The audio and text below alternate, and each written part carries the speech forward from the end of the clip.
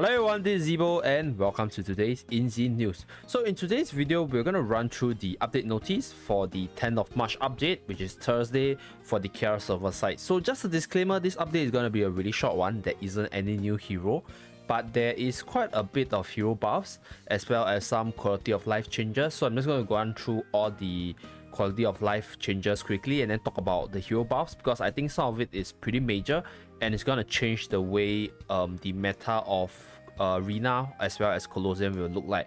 So without further ado, let us start today's video. So first of all, there will be a new floating comic, which is the story between Orca and Marina. Amazon update, not gonna go through too much, right? So these are the new artifacts to be reprinted, and then we have the removal of some artifacts. Okay, so some changes. So this is the hero and equipment improvement. I'll talk about it later, so I'll go down to the other quality of life updates first.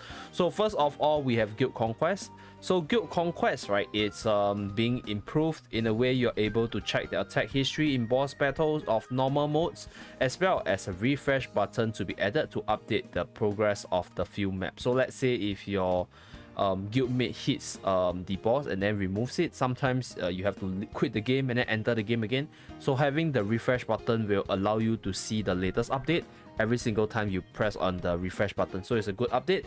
And then yeah, it's pretty minor one, very quality of life improvement for Guild Conquest. And then inclusion of more Heavenhold Tower floors to 85th floor, co-op changes, you know, minor stuff, illustration, other bug fixes. Okay, so nothing too major. New packages over here, so not gonna run through. And yeah, we'll be getting the Lilith super costume, Queen of Hearts.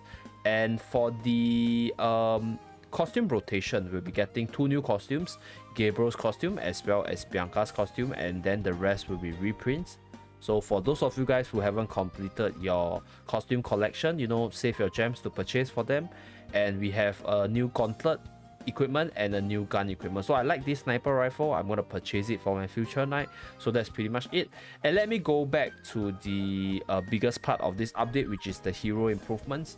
So yes, this update is kind of bland because you don't really get a lot of new toys to play with and you don't have a lot of new things to expect, right? The new thing is Lilith super costume, as well as like some random costume for future princess, if I remember correctly, but we'll go through it once the patch actually drops. So we'll talk about the hero buffs as well as what I'll expect to change for the meta of the game in terms of Colosseum as well as Arena. So first of all, they mentioned about Orca, Veronica, and Oghma. So Orca has a problem with low accuracy when using mines in Arena. In addition, the current utilization is not high due to low toughness to apply status anomaly with weapon skills.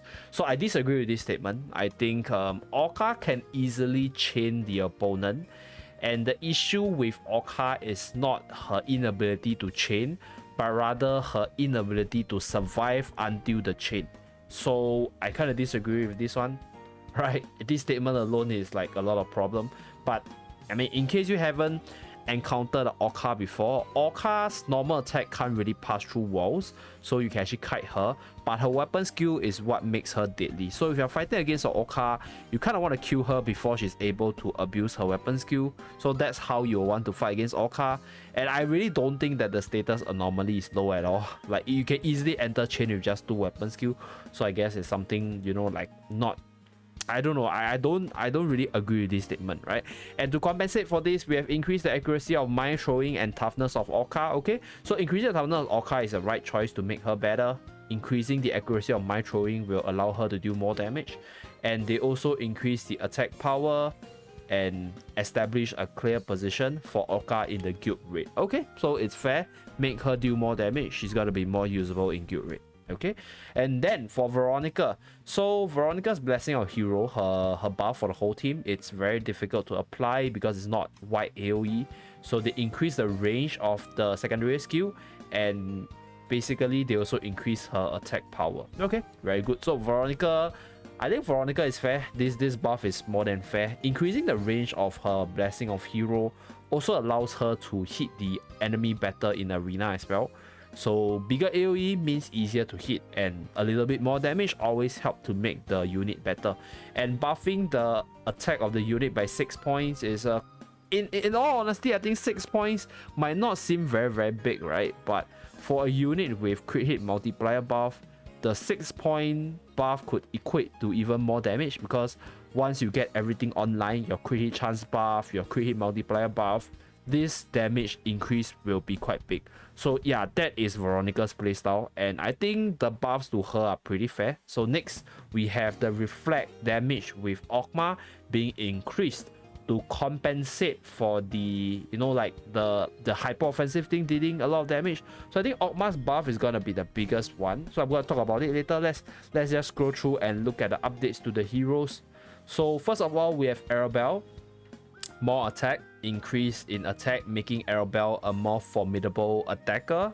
Fair enough, right? Still a glass cannon, so the way to beat Arabelle is to kill her before she kills you. So that's that. Then we have Veronica, increase in attack stat, so pretty good there as well.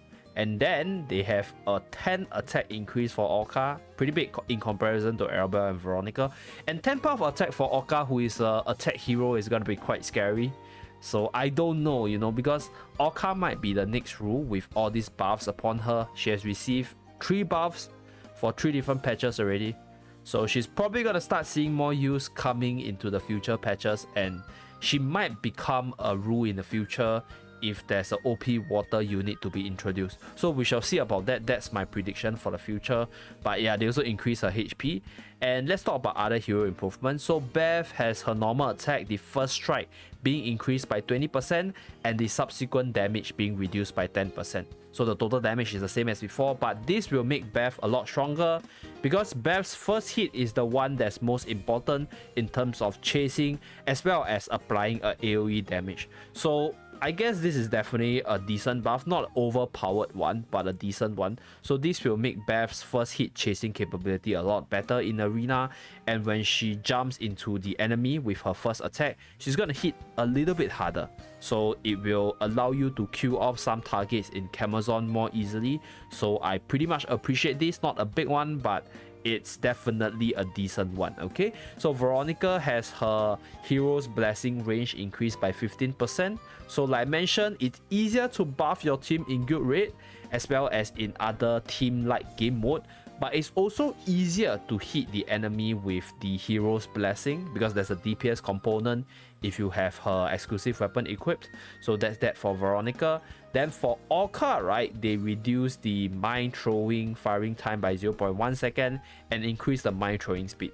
So they also improve her special ability, increasing the attack power from 10% to 15%. So this buff, right, I will say is quite major, because I think the change to 0.1 second improvement as well as like throwing speed improvement, you know, it didn't come to me that it will be impactful in any way. But I think the recent change to Mark II, making Mark II seeing a lot more use, is pretty incredible. So I believe this buff is gonna be major, and Orca is probably gonna start seeing more use in the arena, at least from what I can tell.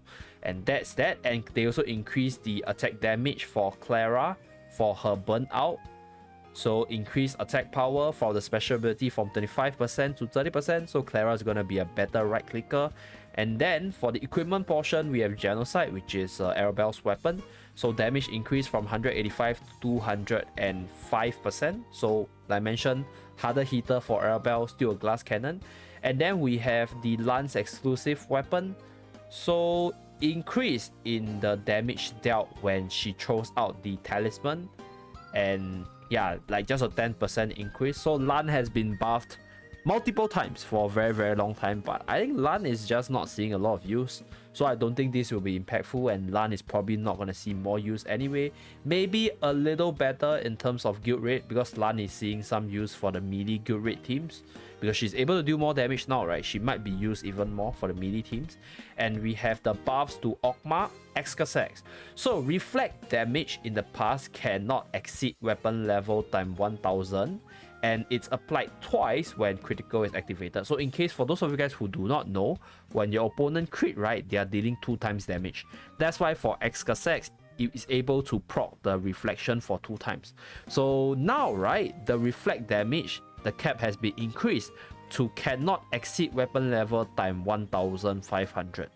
So this is effectively an increase in damage reflection for the upper cap, right? And 50% increase is pretty big. And with this, right, Oghma might be able to go toe-to-toe with hyper-offensive teams.